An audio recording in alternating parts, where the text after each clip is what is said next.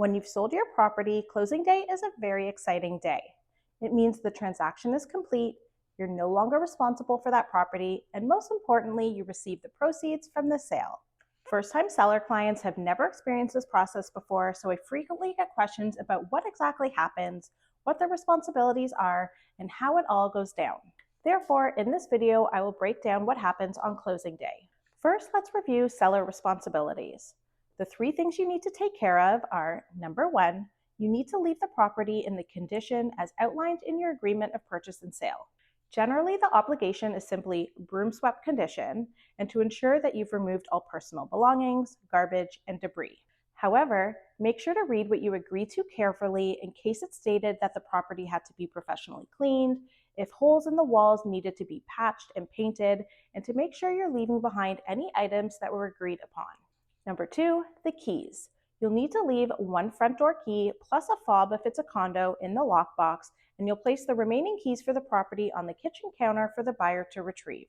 And number three, you need to vacate the property as soon as possible.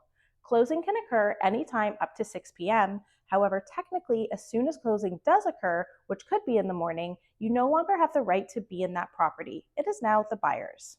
So now that we have reviewed what you, the seller, are responsible for on closing day, let's discuss the tasks that your lawyer will be taking care of.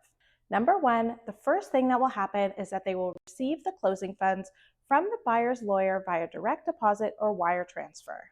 Number two, they will exchange closing documents with the buyer's lawyer to ensure that both parties have met their obligations under the contract. Number three, they will settle outstanding balances from the sale proceeds. They will ensure that any remaining mortgage, line of credit, property taxes, or other outstanding obligations are paid in full. Number four, once all funds have been received and all the payments are completed, the deed will be released to the buyer's lawyer, which officially transfers ownership.